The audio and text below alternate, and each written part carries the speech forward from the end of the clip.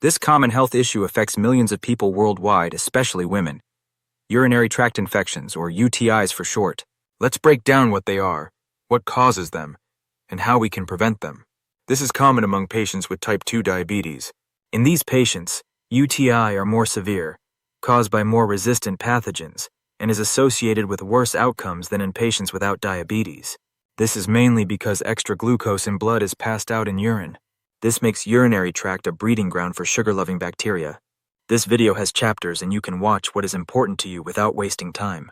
But it may be worth looking at the complete video to the end. We will also talk about how to prevent frequent UTI as well. So what exactly is a UTI?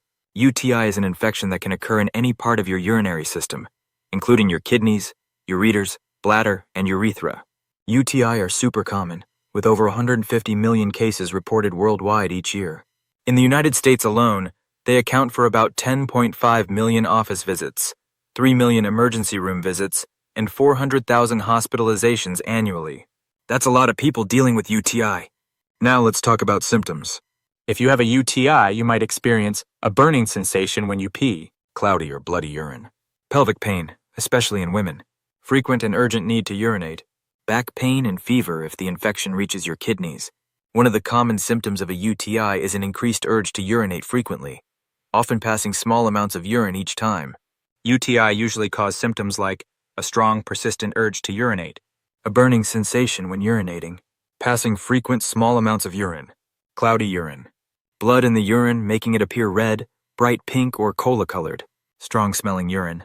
But UTIs don't generally lead to decreased urine output.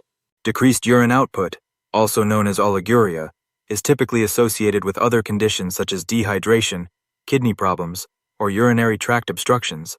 However, it's worth noting that in some cases, the discomfort associated with a UTI might make a person reluctant to drink fluids, which could indirectly lead to decreased urine output due to dehydration. But this isn't a direct effect of the infection itself. If you're experiencing significantly reduced urine output along with UTI symptoms, it's important to consult a healthcare provider. This combination could indicate a more serious condition, such as a kidney infection or a urinary tract obstruction, which requires prompt medical attention. Remember, staying hydrated is crucial when you have a UTI. Drinking plenty of water helps flush out bacteria from your urinary system and can help alleviate UTI symptoms. If things do not get better, you have to contact your healthcare team and maybe take antibiotics to clear the infection.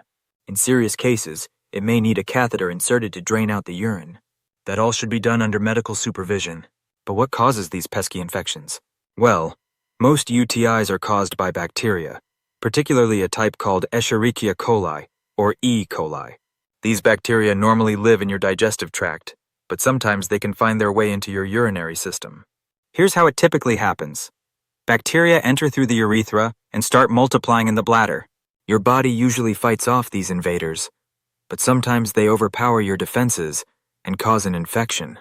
Wait, there is more, but do not forget to hit the like button if you have found this video useful so far. Now here's an interesting fact. Women are more prone to UTIs than men. About 1 in 3 women will have at least one UTI in their lifetime that requires antibiotic treatment. The lifetime risk for women is actually over 60%. But why is this? It's all about anatomy.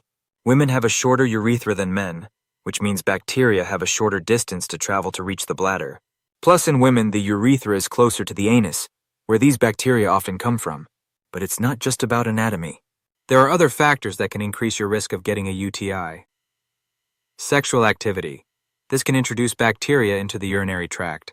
Certain types of birth control, diaphragms and spermicides can increase risk. Menopause. Hormonal changes can make women more vulnerable to infections. Diabetes. This condition can affect your immune system's ability to fight off infections. Using a urinary catheter. This can introduce bacteria directly into your bladder.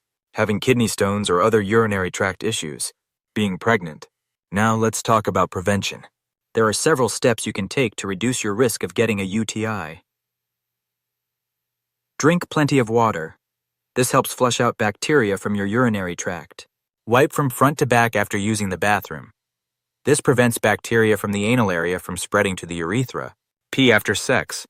This can help flush out any bacteria that might have been introduced during intercourse. Avoid using feminine products like douches or powders in the genital area. These can irritate the urethra. Consider changing your birth control method if you're prone to UTIs. If you're postmenopausal, talk to your doctor about vaginal estrogen therapy. This can help prevent UTIs in some women. Some diabetic medications like SGLT2 class drugs may cause more glucose to go out with urine. Some common SGLT2 medications include dapagliflozin, include Forxiga, Qtern, and Sigduo XR. Empagliflozin, include Jardiance, Jardiamet, and Glixambi. Canagliflozin, or Invokana, Ertugliflozin, or Steglatro, Sotagliflozin, or Inpifa, Bexagliflozin, or Brenzavi. SGLT2 inhibitors are more cardioprotective than other diabetes medications. They are also kidney protective, hence do not throw them out. This may result in more frequent UTI. My personal view is to reduce carbohydrate intake so that there is not extra sugar or glucose to go with urine. Some people swear by cranberry juice or supplements for preventing UTIs. While the evidence is mixed, some studies suggest that a compound in cranberries may help prevent certain bacteria from sticking to the bladder wall. It's not a guaranteed fix, but it might be worth a try if you're prone to UTIs. If you do get a UTI, don't panic.